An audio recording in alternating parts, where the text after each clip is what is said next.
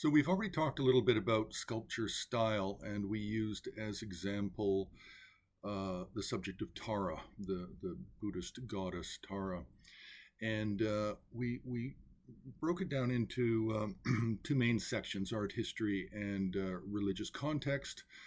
And under art history, you study styles based on region, then the identifying characteristics, and then period, and then aesthetics.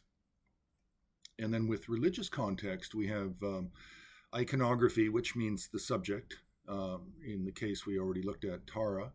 And then we look at tradition, we look at literature, um, the literature that describes how Tara should appear, and also the literature that talks about regional styles. And primarily this is coming out of India. This is Sanskrit texts on aesthetics and art, and iconometric measurements as well. And then we have, under religious context, we also have variations, because especially with the Himalayas and Tibet, Mongolia, we have different forms that are essentially invented, revealed treasure or pure vision variations of the appearance of a figure. So in continuing with this, we're going to look at Manjushri, and Manjushri has many different forms, but one of the more common forms we find is called Arapachana Manjushri, and he's one-faced, two-armed. His right arm typically, not always, but typically holds a sword held aloft, upraised in the right hand, and with the left hand, he either holds a book to the heart, the Prajnaparamita, book of wisdom from the Mahayana Sutras, or he holds the stem of an utpala flower, which blossoms at the level of his left ear, and then that utpala blossom supports the Prajnaparamita Sutra. And then he's typically seated in Vajra posture, but sometimes in early depictions he can be in a half Vajra posture, or in Buddhism what's called lotus posture.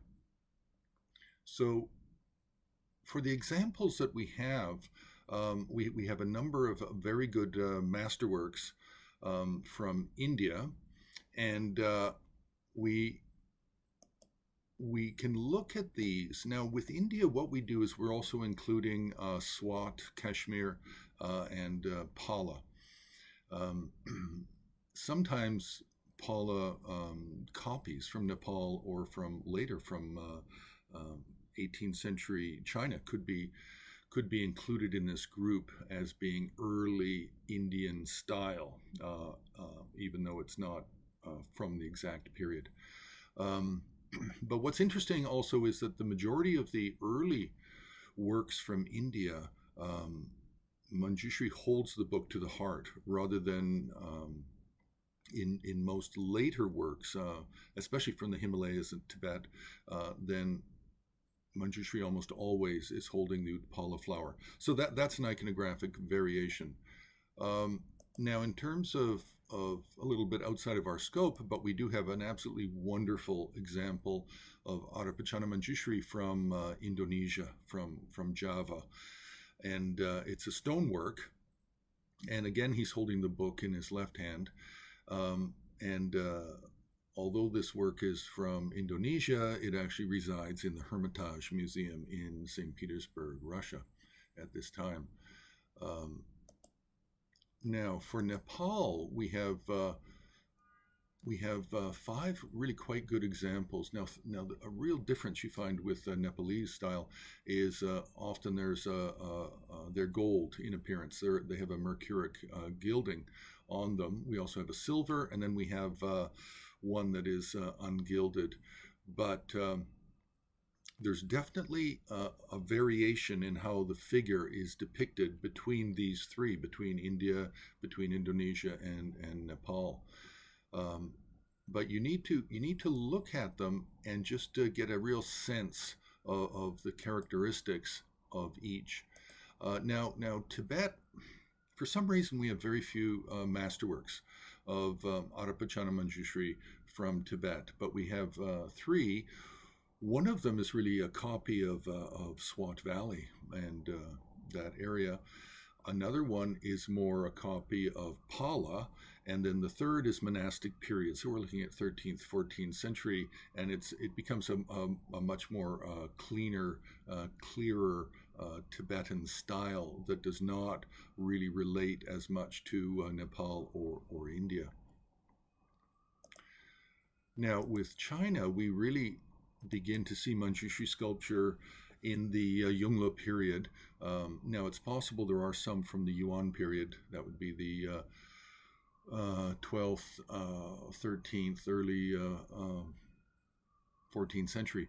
But we really begin to see Manjushri much more in the Yongle period, and then the Xuanda, and that's 15th century, and then again in the Qianlong period, Emperor Qianlong in the 18th century. And we also get copies. We get copies of Kashmir, Swat, and Pala, India, that are being made in China in the 18th century. So these can be easily mistaken for being of a different date than they are, and not recognized as copies. And then finally, we have Mongolia. Now, Mongolia has two real types of styles that we have to be aware of, and that's the Zanabazar style that's late 17th century going into 18th century. And then we have the Dolonor, which is more on the southern side of the Gobi Desert, closer to the northern China area and Beijing and the imperial court and the different artistic schools that are supported by the emperor and by different temples and government officials. But the Mongolian is a very, very clear, very crisp, almost mechanical style, very often very modern looking and extremely clean in appearance. And generally they're also gilded. They have that mercuric gild because of a Mongolian Buddhist teacher in the 17th century having brought many Nepalese artists to Mongolia to begin workshops for creating these types of images. So this is just an introduction using Arapachana Manjushri as the example to look at different regional sculpture styles. And so this is the second in our series. We've done Tara, now Manjushri, and we'll pick a few more that are more mainstream and where we actually have masterwork examples where we can look at style more cleanly. So you can press the like button, you can subscribe, you can join Har on Patreon, and you can make a donation directly on the homepage of Himalayan Art Resources.